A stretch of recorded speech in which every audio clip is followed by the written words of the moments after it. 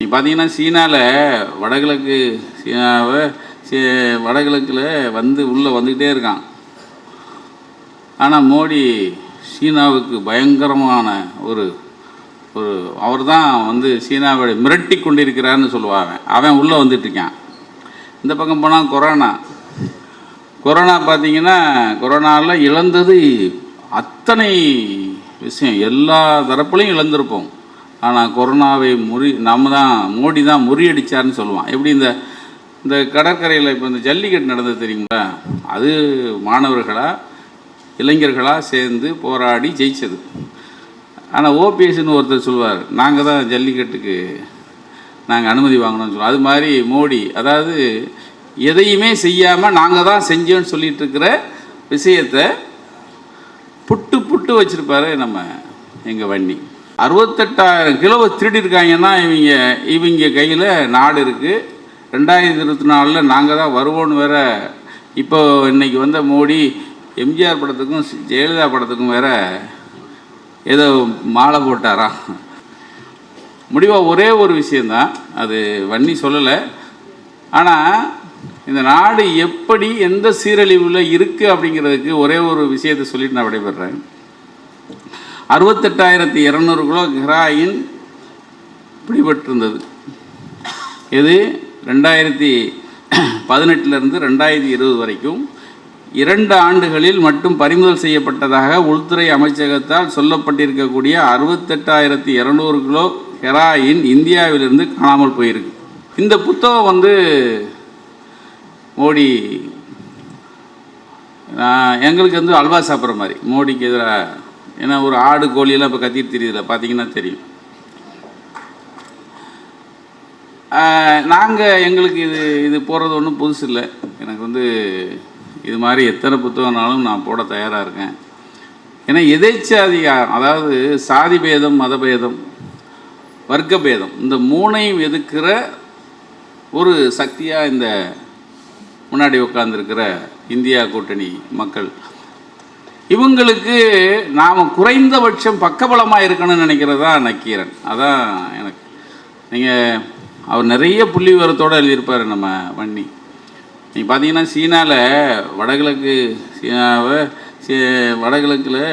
உள்ளே வந்துக்கிட்டே இருக்கான். ஆனால் மோடி சீனாவுக்கு பயங்கரமான அவர் தான் சீனாவை மிரட்டி கொண்டிருக்கிறான்னு சொல்லுவாங்க. அவன் உள்ளே வந்துட்டுருக்கான். இந்த பக்கம் போனால் கொரோனா பார்த்தீங்கன்னா கொரோனாவில் இழந்தது அத்தனை விஷயம், எல்லா தரப்புலையும் இழந்திருப்போம். ஆனால் கொரோனாவை மோடி தான் முறியடித்தார்னு சொல்லுவான். எப்படி இந்த கடற்கரையில் இப்போ இந்த ஜல்லிக்கட்டு நடந்தது தெரியுங்களா? அது மாணவர்களாக இளைஞர்களாக சேர்ந்து போராடி ஜெயிச்சது.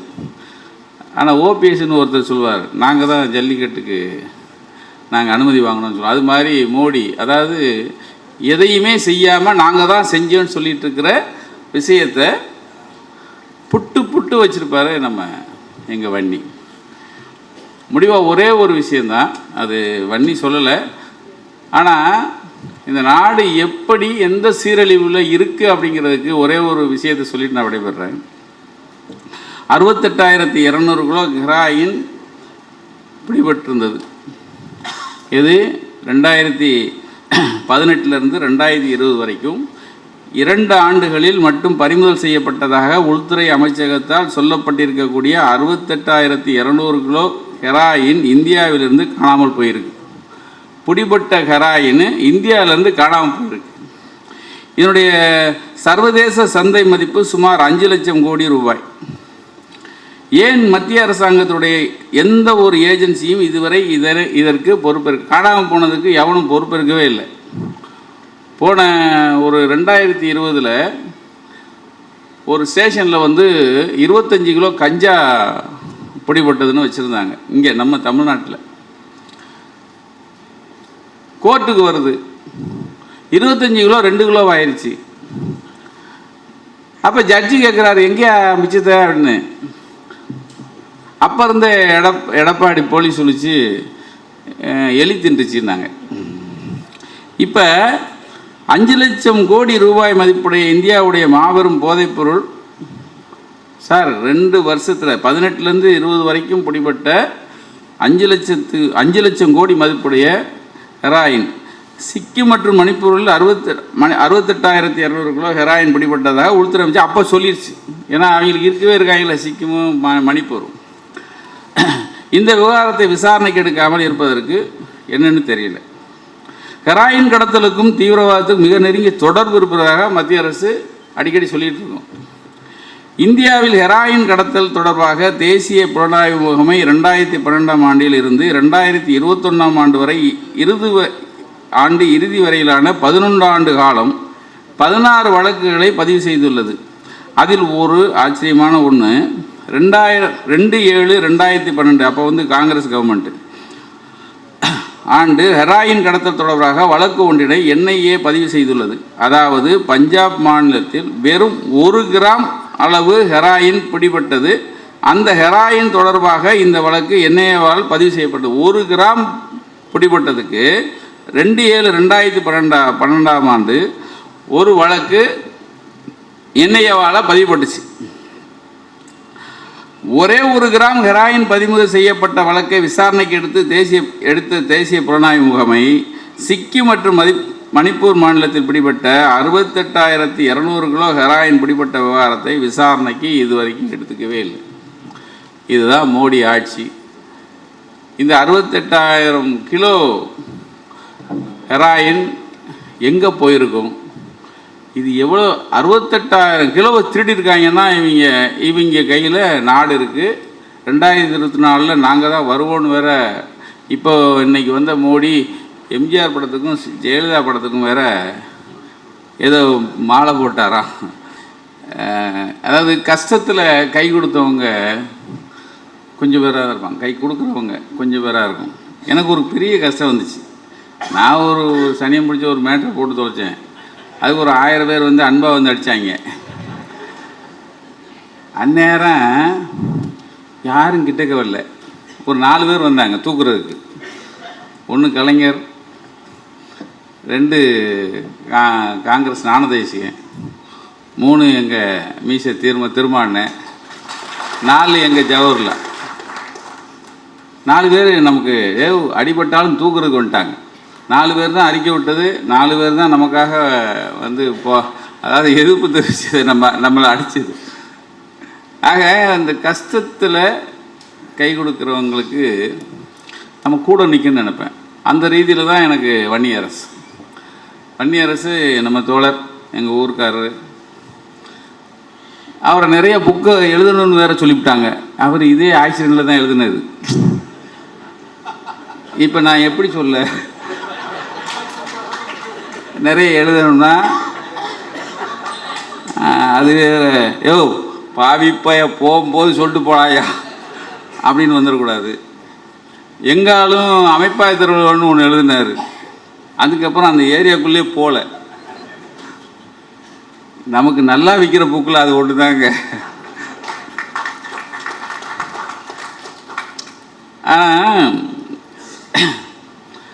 இதுக்கு தைரியம் வேணும்னு சொன்னாங்க. அதெல்லாம் ஒன்றும் இல்லைங்க. தைரியம் தான் இப்போ எங்கள் வேலுமுருகனுக்கு இல்லாத தைரியமா, இல்லை எங்கள் சிந்தனை செல்வனுக்கு இல்லாததா, எங்கள் காசி முத்துமாணிக்கு அதானே கேட்டேன்.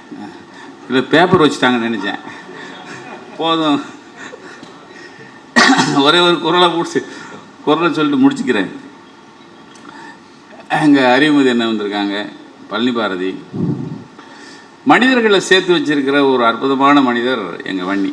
அது அந்த மனுஷன் ஒரு பத்திரிக்கை.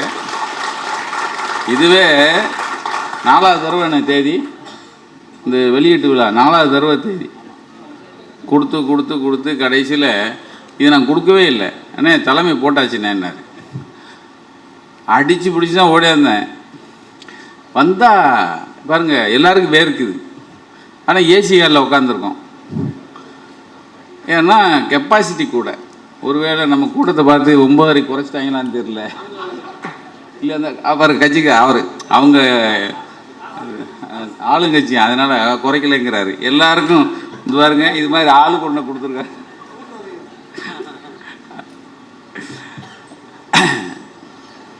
ஐயன் திருவள்ளுவர் ஒரு குறளில் சொல்லுவார், அருமறை சோறும் அறிவிலான் செய்யும் பெருமிறை தானே தனக்கு அப்படின்னு சொல்லி, அறத்துக்கு எதிராக நடக்கும் அறிவற்றவர்கள், அதில் அறிவிலிகள்னு சொல்லியிருக்கார் கலைஞர், நான் அறிவற்றவர்கள்னு சொல்கிறேன், தமக்குத்தாமே பெருந்துன்பத்தை தேடிக்கொள்வார்கள் என்பது இந்த குறளுடைய பொருள்.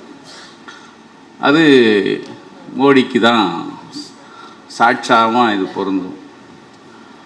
நுனிக்கொம்பர் ஏறினார் அக்திரந்தூக்கின் உயிருக்கு இறுதியாக விடும் அப்படின்னு இன்னொரு குறளை சொல்வார். அவங்க ஏறிக்கிட்டே இருக்காங்க. இந்த 2024 எங்களுக்கு தான் சொல்கிறாங்க, நுனிக்கம் போயிட்டாங்க. அது இந்த மேடையில் இருக்கிற இந்தியா கூட்டணியினால் உடையும் அப்படிங்கிறது ஒரு ஒரு மிகப்பெரிய. ஆக இந்தியா கூட்டணி நம்பிக்கை பெற இந்த வன்னி எழுதிய மோடி ஆட்சி இரண்ட காலத்தின் சாட்சி, அது வலுவாக அதுக்கு பக்க துணையாக இருக்கும் என்பதை கூறி இந்த வாய்ப்புக்கு நன்றி கூறி விடைபெறுகிறேன். நன்றி வணக்கம்.